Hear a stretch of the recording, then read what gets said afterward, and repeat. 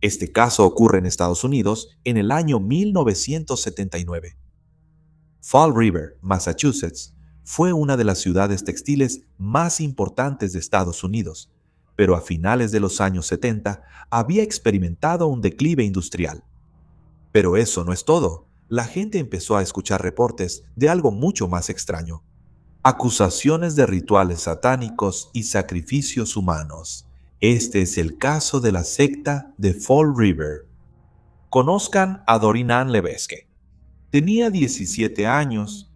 Ella era de la zona de New Bedford. No tenía un hogar estable y estaba siendo explotada por su proxeneta.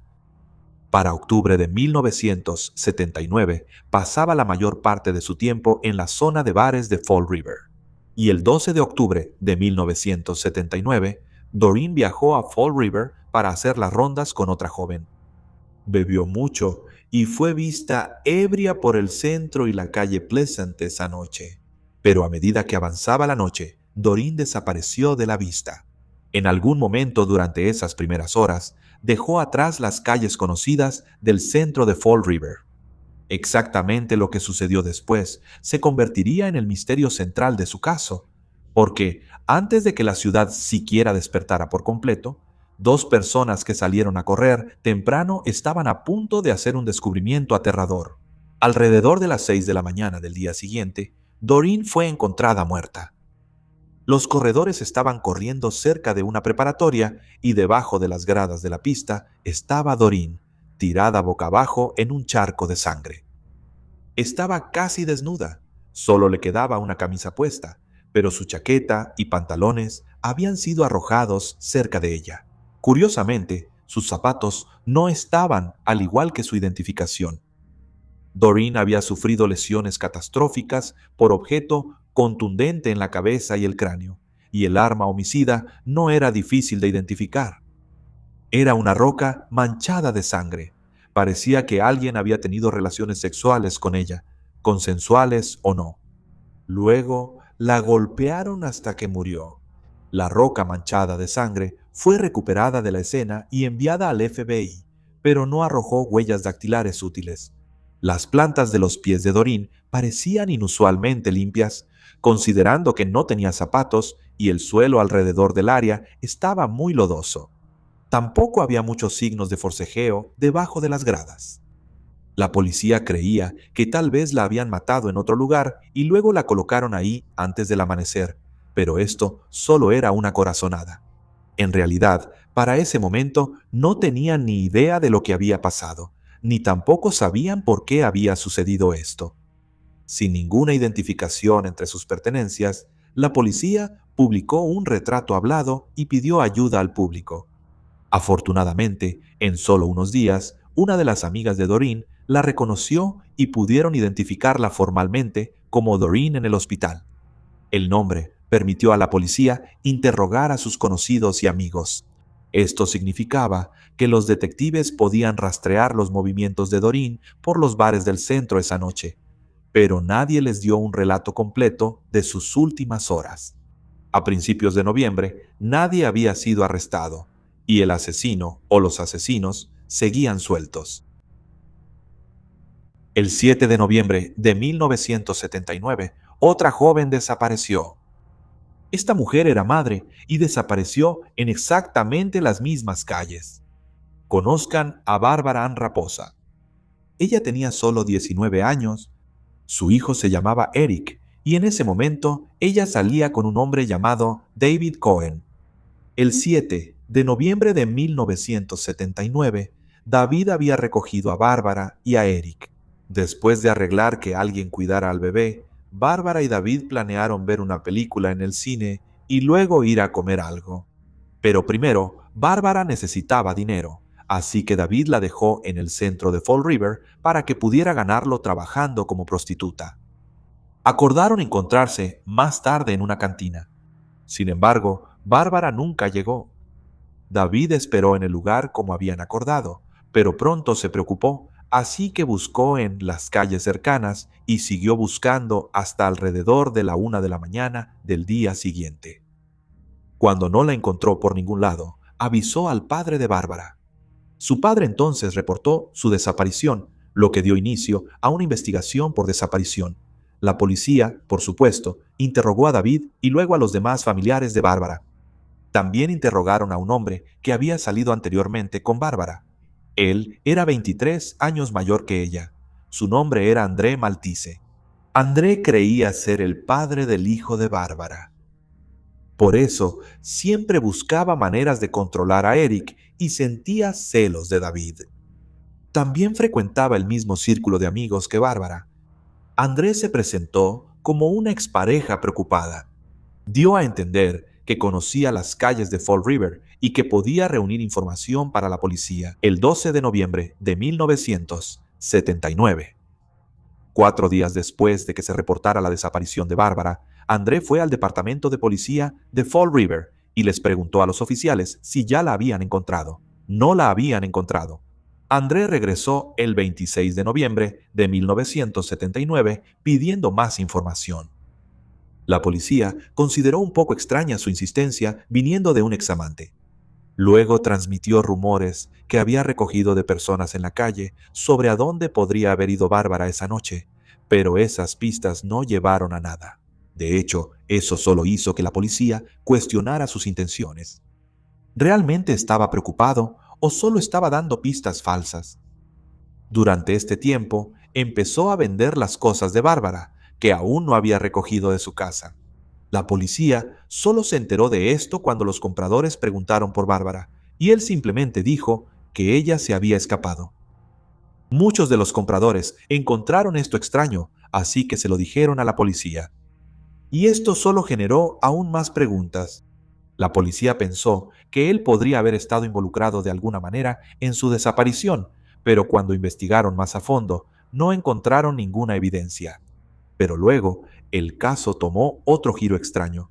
Andrés se involucró en otro caso, la investigación del asesinato de Doreen.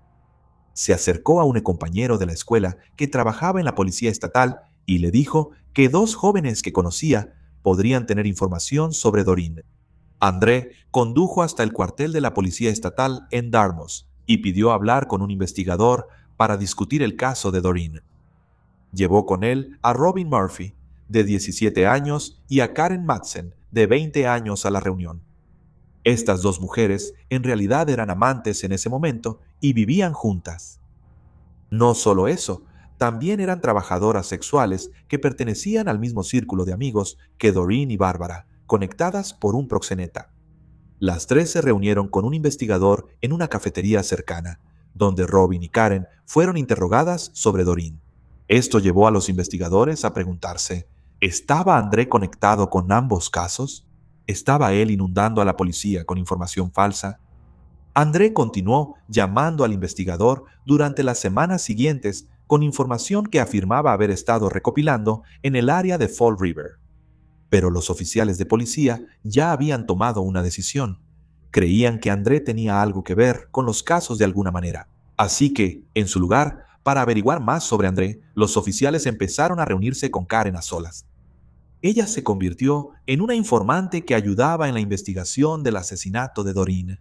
Durante todo este tiempo, la policía seguía buscando a Bárbara. Ella permaneció desaparecida durante 11 semanas. Eso fue así hasta el 26 de enero de 1980. Un hombre paseaba a su perro por el bosque detrás de la compañía Ari Smith, conocida localmente como Resco. Debió haber sido un paseo ordinario, pero mientras avanzaban entre los árboles, el perro de repente captó un olor y empezó a jalar a su dueño hacia un montón de concreto roto. Allí, parcialmente oculta en el paisaje congelado, estaba el cuerpo de una mujer. Sus manos habían sido atadas a la espalda y era evidente de inmediato que había sido víctima de un ataque brutal. Su cráneo había sido completamente aplastado por repetidos golpes con un objeto pesado. Las similitudes eran difíciles de ignorar, porque, por supuesto, solo 3 meses antes, Doreen, de 17 años, había sido encontrada en Fall River en un estado similar. Ella también había sufrido lesiones catastróficas en la cabeza. Ahora los investigadores necesitaban saber quién era esta segunda mujer. Un dentista forense comparó sus dientes con los registros dentales de Bárbara y coincidían. Pero identificar a Bárbara solo respondió una pregunta. Quién la había matado era otro asunto completamente diferente, porque, al igual que el asesinato de Doreen, la policía no tenía un sospechoso claro, ni testigos, ni una explicación obvia de por qué Bárbara había terminado en estos bosques. La única teoría que tenían involucraba a André. Así que, a las 5:05 del 27 de enero de 1980, dos detectives llegaron al departamento de André. Su madre abrió la puerta, luego Andrés salió de su habitación. Los detectives le dijeron que se había encontrado un cuerpo, pero antes de que identificaran a la mujer, André preguntó si era Bárbara. Cuando lo confirmaron, André, por su propia voluntad, fue a la comisaría con la policía. Al principio no estaba bajo arresto, pero le leyeron sus derechos como a cualquier persona que es entrevistada. Durante los siguientes días fue entrevistado nuevamente de manera voluntaria y cada vez se negó a tener abogado. Luego, el 29 de enero, las cosas se pusieron interesantes. Le dijo al oficial que se quedaba despierto por las noches tratando de ponerse en el lugar de Bárbara mientras ella yacía en la tierra. Dijo que intentaba imaginar lo que podría haberle pasado esa noche. Luego, el 5 de febrero de 1980, llamó por teléfono a los investigadores y dijo que se había despertado de un sueño sobre el asesinato de Bárbara. André dijo que dos ángeles lo habían llevado por encima de los árboles y le mostraron a un hombre que llevaba a Bárbara al bosque. El hombre la dejó caer al suelo, encontró una piedra y se paró detrás de su cabeza. Luego golpeó a Bárbara repetidamente en la cara mientras le gritaba y le decía groserías en un inglés entrecortado. Dijo que en el sueño Bárbara gritó: «André, ayúdame», y suplicó por perdón. La policía no sabía qué pensar de esto al principio. ¿Era André un loco? ¿O era esto algún tipo de confesión? Todo lo que sabían era que él fue muy preciso sobre el lugar donde se encontró el cuerpo. André pidió que lo llevaran al lugar donde se encontró el cuerpo, así que la policía aceptó. Durante casi 3 horas, André caminó entre los árboles, afirmando que tenía visiones y sensaciones físicas. Luego se detuvo junto a un árbol e identificó el lugar exacto donde se había encontrado el cuerpo de Bárbara. André les mostró a los oficiales la posición exacta de su cuerpo y señaló una leve depresión en el suelo donde su cabeza había quedado apoyada exactamente. Demostró dónde se había parado el atacante y cómo se habían dado los golpes. André describió una roca redonda de aproximadamente un pie de circunferencia. Dijo que los golpes cayeron primero en el centro del rostro de Bárbara y luego en el resto de su cabeza. Luego, finalmente, André se acercó a un montón de concreto roto y dijo que el arma estaba en algún lugar dentro de él. La policía lo llevó de regreso a su casa después de esta visita. Una vez que asimilaron lo que acababan de experimentar, la única conclusión era que solo el asesino habría sabido la información que él acababa de decir. La policía arrestó a André por el asesinato de Bárbara el 7 de febrero de 1980. Esto fue un día antes de que ocurriera el tercer y último asesinato. Ahora, solo para regresar un momento, ¿recuerdas a Karen, la mujer que se convirtió en informante de la policía? Ella trabajaba como trabajadora sexual y durante un tiempo tuvo un proxeneta. Su nombre era Carl Drew. Carl Drew era una persona aterradora, conocido por sus condenas por robo a mano armada, y se dio cuenta de que ella se había estado reuniendo con la policía. Y así que empezó a buscarla. La vida en casa de Karen también se estaba desmoronando a su alrededor. La relación con su novia Robin se había vuelto volátil, y Karen planeaba dejar Fall River para irse a Florida. Iba a escaparse con un hombre y empezar una nueva vida. Su novia estaba enojada por el plan, así que tenía a dos personas molestas, su ex proxeneta y su ex amante, y la amiga de Karen había escuchado a ambos amenazarla de muerte en los días previos. Karen escuchó estas amenazas y estaba tan asustada que pasó la mayor parte del 8 de febrero en la iglesia de Santa María. Karen también era madre, igual que Bárbara. Después de la iglesia, Karen vio a su hijo a las 8:30. Después de esto, nunca se le volvió a ver. Una vez que la policía fue alertada de que ella estaba desaparecida, inmediatamente comenzaron a recorrer los bares de la calle Bedford. La historia se repetía y sabían que ella había estado hablando sobre el asesinato de Doreen y que un hombre relacionado con Bárbara había sido arrestado apenas el otro día. Pero hasta ese momento no tenían un cuerpo, ninguna escena confirmada, y varias personas estaban dando diferentes versiones sobre a dónde había ido Karen. Inicialmente no había pistas. La búsqueda continuó por más de 2 meses y no llegó absolutamente a nada. Pero eso fue hasta el 13 de abril de 1980. El 13 de abril se encontró parte de un cráneo humano en una zona boscosa cerca de Family Beach en Westport. Las búsquedas policiales luego recuperaron ropa, joyas, un mechón de cabello y varias piedras manchadas de sangre. La policía vio que la forma en que fue asesinada parecía ser la misma que el método de André, pero él estaba en la cárcel. Esta vez faltaba gran parte del cuerpo. Los agentes del FBI llevaron los fragmentos del cráneo a un antropólogo forense. Los restos consistían en la parte superior del cráneo. Sin embargo, faltaban la cara y la base. También había sangre seca en el hueso. Karen se había sometido previamente a radiografías en el hospital debido a fuertes dolores de cabeza. Así que el médico forense, en jefe, decidió hacer radiografías de los restos y compararlas con las imágenes médicas de Karen. La forma de sus cuencas oculares, el cráneo y los senos frontales coincidían perfectamente. Los restos pertenecían a Karen, pero trágicamente su rostro, la parte inferior del cráneo, el cuello y el resto de su cuerpo nunca fueron recuperados, dejando la mayoría de sus heridas ocultas. El caso contra André aún no tenía testigos que afirmaran haberlo visto atacar a Bárbara. La policía tenía una situación en la que varias personas estaban relacionadas entre sí. Doreen, Bárbara y Karen se conocían entre sí, y fue entonces cuando descubrieron que todas estaban conectadas con un solo proxeneta, Carl Drew. Los detectives interrogaron a Robin repetidamente durante la primavera de 1980, sabiendo que tenían relaciones íntimas.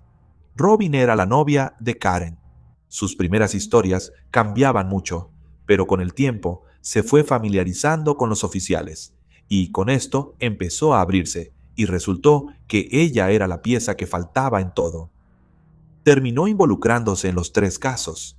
Los investigadores comenzaron a pagarle sus gastos de manutención mientras la mantenían bajo protección. Robin dijo que había presenciado el asesinato de Bárbara. Ella le dijo a los investigadores que había conocido a André en un bar alrededor de la medianoche del 7 de noviembre de 1979. Recogieron a Bárbara de una cafetería y condujeron hacia Resco. Robin tuvo una pelea con Bárbara dentro del auto, así que André se detuvo cerca del bosque. Arrastró a Bárbara afuera para disciplinarla, pero luego él también abusó sexualmente de ella. Robin escuchó a Bárbara gritar y defenderse. Luego vio a André encima de ella, con una piedra levantada sobre su cabeza. Después de varios pasos, ya no escuchó los gritos de Bárbara. Después de unos minutos, André regresó al auto. Robin dijo que él amenazó con matarla si alguna vez hablaba de lo que acababa de ver. Para los investigadores, la declaración de Robin proporcionó todo lo que necesitaban y sus propias acciones aportaron el resto del caso en su contra. Para Karen, el testimonio de Robin apuntó a Carl Drew. Él ganaba dinero controlando a mujeres que ofrecían servicios sexuales en la zona de la calle Bedford. Carl cultivaba una imagen satánica. Tenía tatuada una cabeza de diablo en el cuerpo, encima de las palabras parcialmente ocultas, los Vengadores de Satán. A menudo Carl tenía reuniones con personas, que incluían cánticos, sangre, comportamientos amenazantes y ceremonias de iniciación. Carl usaba una voz ritual profunda y se presentaba como alguien con poderes sobrenaturales. Fue entonces cuando la policía fue informada de que todas las personas estaban involucradas en un culto satánico y que el líder era un proxeneta. Robin le dijo a la policía que Carl mató a Doreen. Ella dijo que él había hecho esto durante una de esas ceremonias la noche del 12 de octubre de 1979 y Robin dijo que Karen lo había presenciado y que el hecho de que ella lo presenciara la convertía en una amenaza. Sus reuniones con la policía y su intento de salir de la ciudad le dieron a Carl suficiente motivo para querer silenciarla. Cuando Robin explicó cómo sabía quién mató a Karen, fue porque ella estaba ahí y también participó. Ella nombró a otros dos seguidores de la secta que estaban ahí, Carl Davis y Carol Fletcher. El grupo llevaba a Karen de regreso después de ver a su hijo, pero entonces Carol hizo un desvío y recogió a Carl Drew y a Carl Davis. Luego, Carl Davis le indicó a Carol que fueran a Family Beach. Una vez que llegaron, Carol Drew le ordenó a Robin que sacara a Karen del auto, y así lo hizo. Robin la arrastró hacia el bosque, jalándola del cabello y del cuello. Robin y Carl Drew luego golpearon a Karen antes de golpearla en la cabeza con piedras. Carl luego le dijo a Robin que le cortara la garganta a Karen con un cuchillo y ella le obedeció. Luego tomó la hoja y arrancó la cabeza de Karen de su cuerpo y la pateó lejos. Robin describió a Carl Drew tallando marcas en el cuerpo de Karen, y si esto no fuera ya lo suficientemente perturbador, la sangre de Karen fue utilizada después para algún tipo de ritual. Carol Fletcher fue entrevistada por la policía después de que Robin confesara todos estos hechos. Ella confirmó el viaje a Family Beach. Ella confirmó que el asesinato de Barbara fue tratado como un acto de violencia por celos por parte de André.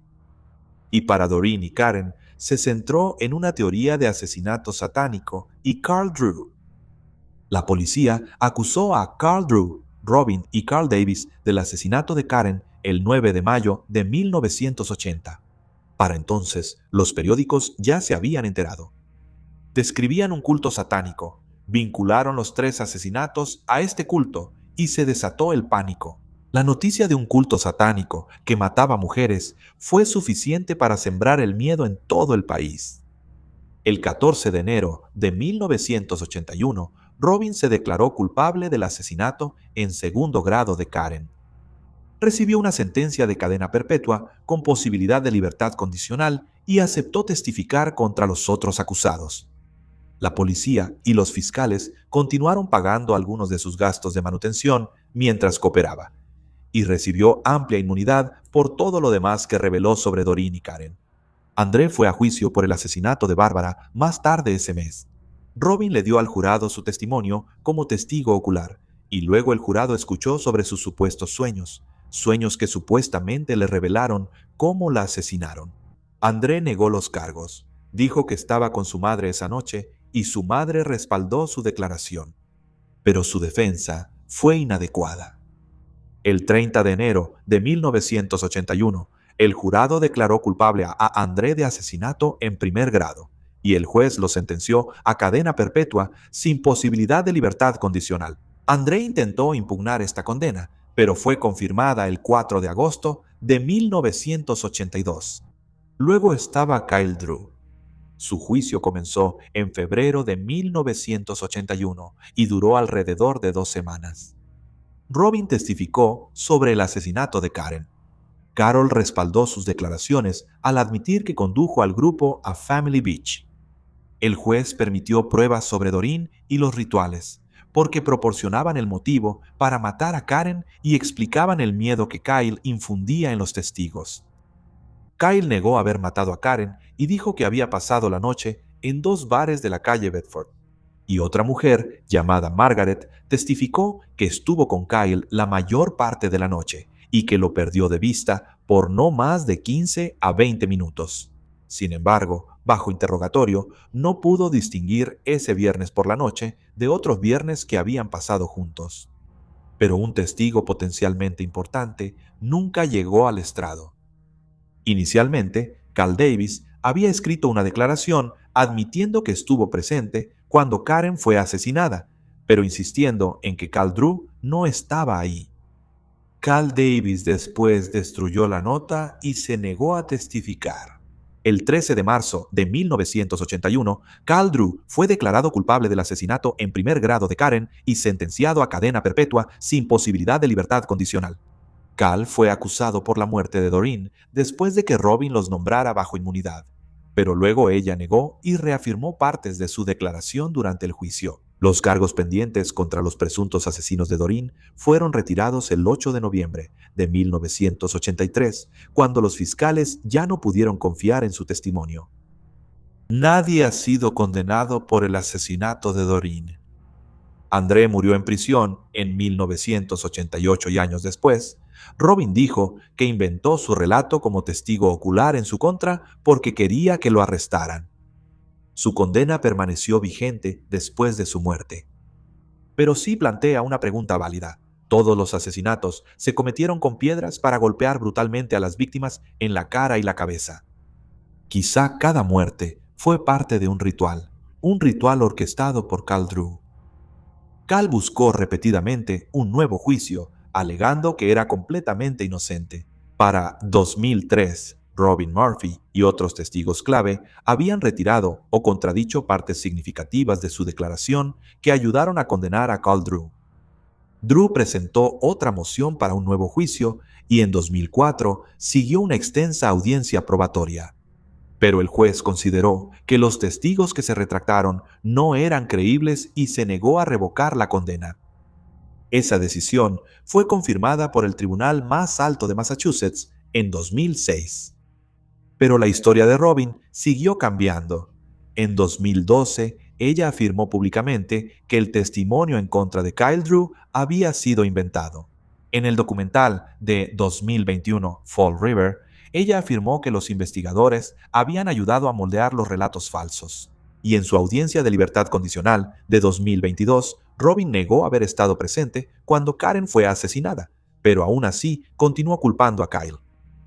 Para su audiencia del 5 de marzo de 2024, ella dijo que Kyle no había matado a Karen e incluso negó que hubiera existido un culto satánico organizado. Sus declaraciones dejaron totalmente desconcertados a todos los interesados. La Junta de Libertad Condicional de Massachusetts votó el 13 de mayo de 2024 para poner en libertad a Robin e ingresarla a un programa residencial de largo plazo bajo estrictas condiciones. Pero hasta el día de hoy, el asesinato de Doreen sigue siendo un misterio y oficialmente no ha sido resuelto.